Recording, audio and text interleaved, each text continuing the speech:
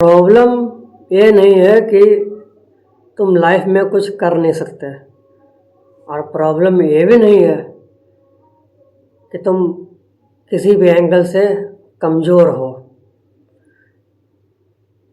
There is biggest problem, सबसे बड़ी problem पता क्या है? इसकी वजह से हम लोग पीछे हैं। सबसे बड़ी प्रॉब्लम यह है कि हम अपनी हार्ड सिचुएशन की वजह से, अपने पास्ट फेलियर की वजह से, रिजेक्शन की वजह से खुद को कन्विंस कर लेते हैं, अपने लिमिट को सेट कर देते हैं कि अब मैं कुछ कर ही नहीं सकता। जहाँ कोई छोटी मोटी प्रॉब्लम आई नहीं, जहाँ कोई छोटी मोटी रिजेक्शन का सामना किया, भाई हम अपने लिमिट को सेट कर देते हैं, यार अब तो हम कुछ कर ही नहीं सकते, अब तो लाइफ ख़राब हो जाएगी मेरी, अब तो लाइफ मेरी ख़राब हो गई है। अपने आप को कन्विंस करने लगते हैं, और जब बार बार ये हम खुद को कन्विंस करते हैं तब हमारा माइंड उसी को एक्सेप्ट कर लेता है और ये मान लेता है कि हम तो बाकी में कुछ नहीं कर सकते। तो हमेशा याद रखो, इस माइंडसेट को चेंज किए बगैर आप लाइफ में आगे बढ़ ही नहीं सकते। माइंडसेट कैसा होना चाहिए? हर प्रॉब्लम, हर रिजेक्शन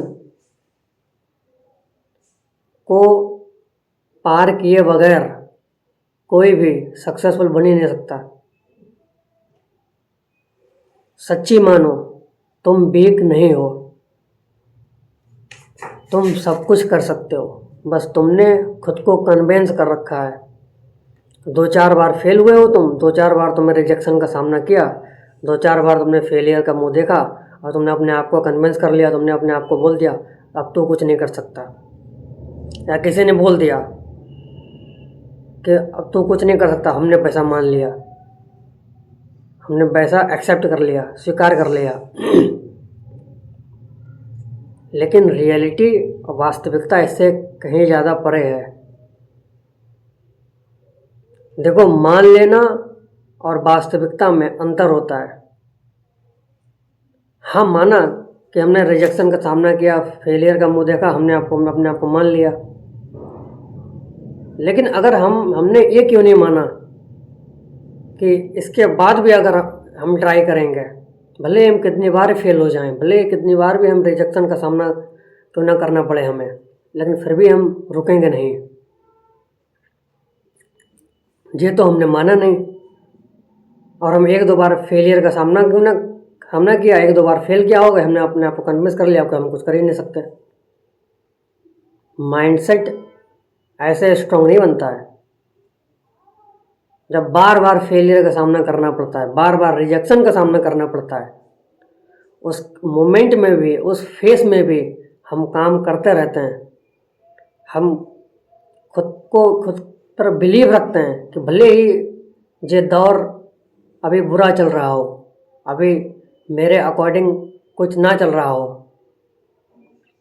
अभी कुछ जैसे हम रिजेक्शन का सामना हमें करना पड़ रहा है, बार बार हम फेल हो रहे हैं, लेकिन इस फेज में भी अगर हम लगे रहे, इस टिके रहे, तो यही मोमेंट लगे रहना ही डिसाइड करेगा कि लाइफ में हम कहाँ जाएंगे। हम सब लोग इस बात को अच्छे तरीके से जानते हैं कि 99% लोग सिर्फ एक इस चीज़ की वजह से पीछे रह जाते हैं।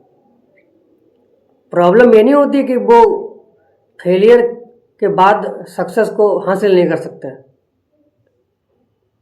उनके अंदर कैपेसिटी होती है, वो पूरी तरह से कैपेबल होते हैं फेलियर को झेलने के लिए।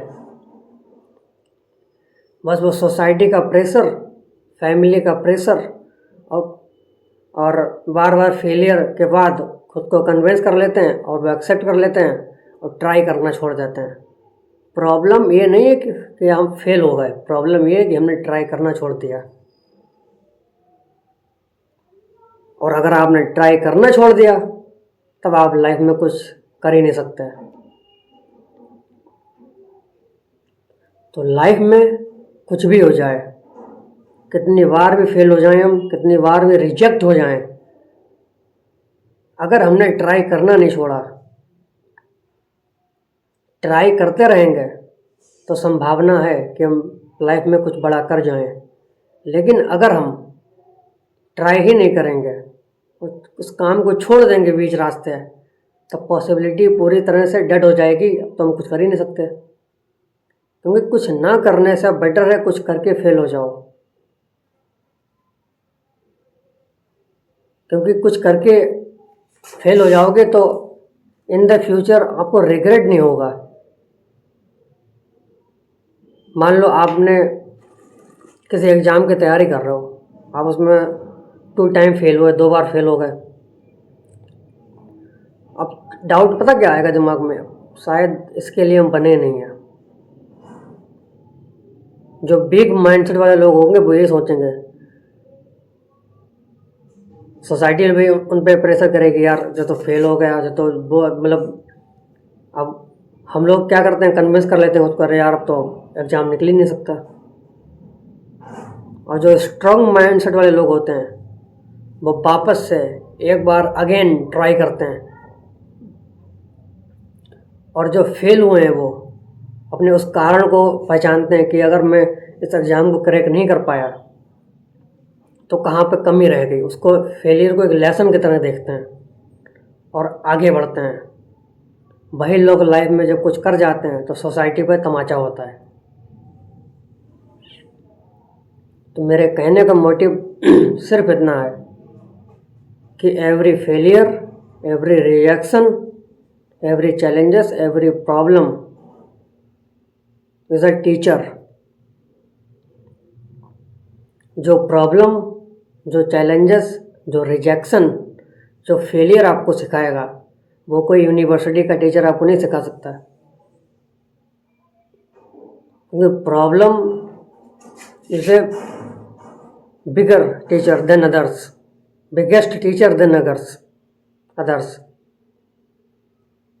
लेकिन तभी जब आप उसमें परेशान ना हो, अपने दिमाग को प्रेशर में मत लाओ, यार तो फेल हो गया तो कुछ नहीं कर सकते। उसको लेसन की तरह देखो और लाइफ में मूव ऑन कर जाओ। लेकिन इस पूरी जर्नी में एक बात हमेशा याद रखना, कभी भी खुद को कन्विंस मत करना कि तुम कुछ नहीं कर सकते। अब कन्विंस करना है तो ऐसे कन्विंस करना, नहीं अब मैं और ट्राई करूँगा, मैं ट्राई करना नहीं छोड़ूंगा, भले मैं कितनी बार क्यों ना फेल हो जाऊँ। मैं अपना 101% दूंगा, क्योंकि फ्यूचर में क्या होगा और क्या नहीं होगा, क्या हमें मिलेगा क्या नहीं मिलेगा, डजेंट केयर, डजेंट मैटर, वो मेरे हाथ में नहीं है। The only thing that is matter, that is Karma, हमारे कर्म, हमारा हार्ड वर्क, हमारे एफर्ट, ये मैटर करता है। तो हम वीक नहीं है, आप वीक नहीं हो। आपने आई नो कोई प्रॉब्लम, कोई फेलियर के बेस पर आपने खुद को यह कन्विंस कर लिया कि हम कुछ नहीं कर सकते। नहीं, failure can't decide your future, problem can't decide your future. कोई भी परेशानी, कोई भी फेलियर, कोई भी रिजेक्शन आपके फ्यूचर को डिसाइड नहीं करती है। उस फेलियर में आप टिके रहो, आप टिके हो, वो डिसाइड करेगा आपका फ्यूचर। उस प्रॉब्लम में, उस फेलियर में, उस रिजेक्शन के बावजूद भी आप काम में लगे हो, एफर्ट डाल रहे हो, वो डिसाइड करेगा कि आप लाइफ में कहाँ जाओगे, कहाँ नहीं जाओगे। लेकिन खुद को कन्विंस कभी मत करना, चाहे कितनी बार ही फेल क्यों ना हो जाओ। मैं जानता हूँ कि ये बात बहुत बड़ी पीक लेवल वाली बात है, क्योंकि जब 20 बार हम फेल हो जाते हैं तो पूरी सोसाइटी हर तरह से प्रेशर, हमारा खुद का माइंड भी हमें सपोर्ट नहीं करता। लेकिन हमेशा याद रखना, अगर ट्राई करना छोड़ दिया तो आज से 10 साल बाद रिग्रेट से अगर बचना है तो ट्राई करते रहो, ट्राई करना कभी मत छोड़ना, क्योंकि लगे रहना डिसाइड करेगा कि आप लाइफ में कहाँ जाओगे।